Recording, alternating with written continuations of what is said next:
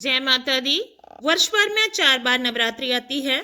2 बार सार्वजनिक रूप से मनाई जाती है और 2 बार गुप्त तरीके से पूजा की जाती है। माघ और आषाढ़ मास के नवरात्रे जो है गुप्त नवरात्रि कहा जाता है। अभी माघ मास के नवरात्रे शुरू हो गए हैं। आज दूसरा नवरात्रा है जिसमें महाविद्या तारा देवी की पूजा की जाती है। गुप्त नवरात्रि को इसलिए खास माना जाता है क्योंकि इसमें देवी की उपासना बाहरी दिखावे के बिना पूर्ण संयम और कठोर नियमों के साथ की जाती है। तांत्रिक साधना, शक्ति उपासना और सिद्धि प्राप्ति के लिए इस काल को श्रेष्ठ माना गया है। तो आइए चलते हैं महाविद्या तारा देवी की उत्पत्ति कैसे हुई इस पुरानी कथा पर। गुप्त नवरात्रि का दूसरा दिन मां तारा देवी को समर्पित है। माना जाता है कि उनकी पूजा करने से सारे कष्ट मिट जाते हैं। महाविद्या तारा देवी के भी 3 रूप हैं। पहला है उग्र तारा, दूसरा है एक जटा और तीसरा है नील सरसव। आइए जानते हैं मां तारा देवी की उत्पत्ति कैसे हुई थी और उनकी पूरी कथा क्या है। गुप्त नवरात्रि के दूसरे दिन महाविद्या तारा देवी की पूजा अर्चना की जाती है। उनकी पूजा अर्चना का विशेष महत्व माना जाता है। मां तारा देवी को शमशान की देवी भी कहा जाता है। साथ ही ये भी माना जाता है कि वे मुक्ति देने वाली हैं। बौद्ध धर्म में भी मां तारा देवी की पूजा अर्चना को बहुत महत्व दिया जाता है। मां तारा देवी को बुद्धि, वाणी और संतान सुख प्रदान करने वाली देवी माना जाता है। मान्यता है कि भगवान बुद्ध ने भी मां तारा देवी की आराधना की थी और यही नहीं, गुरु वशिष्ठ ने भी पूर्णता प्राप्त करने के लिए मां तारा देवी की आराधना की थी। मान्यता है कि गुप्त नवरात्रि के दूसरे दिन मां तारा देवी की साधना से मानसिक स्थिरता और निर्णय क्षमता मजबूत होती है। पौराणिक कथाओं के अनुसार मां तारा देवी की उत्पत्ति उस समय हुई थी जब समुद्र मंथन से विष निकला तो उसे भगवान शिव ने ग्रहण किया था। अन्य कोई भी देव उस विष को नहीं संभाल पाया था। विष ग्रहण करने के बाद भगवान शिव के शरीर में अत्यधिक जलन और पीड़ा होने लगी थी।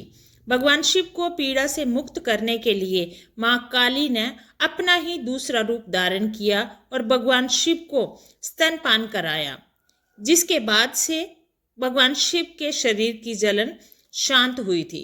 तारा देवी मां काली मां का ही दूसरा स्वरूप है। फर्क इतना है कि काली मां का वर्ण जो है श्याम है और तारा देवी का वर्ण जो है नीला है। मां तारा देवी की कथा, मां तारा देवी की उत्पत्ति से जुड़ी एक और पौराणिक कथा प्रचलित है, जिसके अनुसार मां तारा देवी का जन्म मेरू पर्वत के दक्षिण भाग में चोलना नदी के किनारे पर हुआ था। हयग्रीव नाम के एक दैत्य का वध करने हेतु मां महाकाली ने तारा देवी का रूप धारण किया था। इसी समय उनका वर्ण जो है नीला हो गया था। महाकाल संहिता के अनुसार चैत्र शुक्ल अष्टमी को तारा देवी प्रकट हुई थी, इसलिए ये तिथि तारा अष्टमी कहलाती है और चैत्र शुक्ल नवमी की रात्रि को तारा रात्रि कहा जाता है।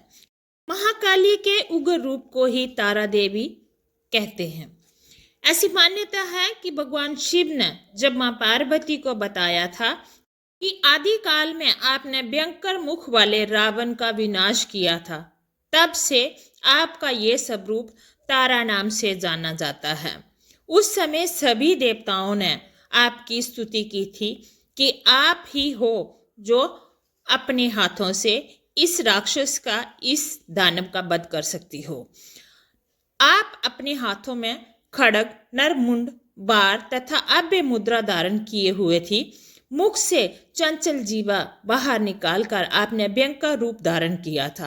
आपका ये विकराल रूप देख सभी देवता भयभीत होकर कांप रहे थे।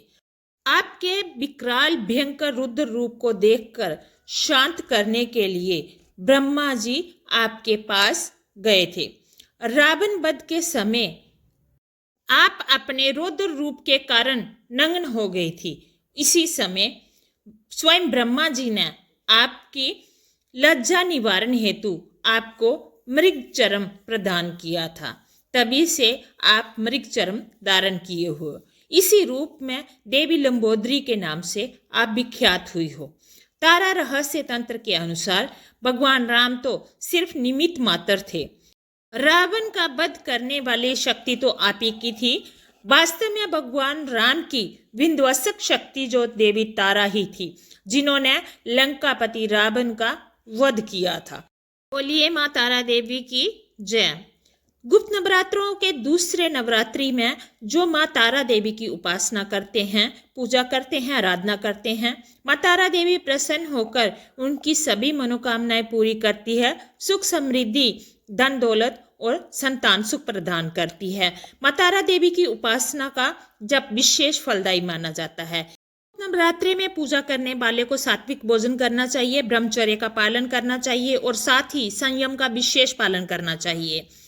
मान्यता है कि अष्टमी और नवमी के दिन कन्या पूजन और उद्यापन करने से साधना पूर्ण मानी जाती है। जय माँ तारा देवी की, जय माँ काली की।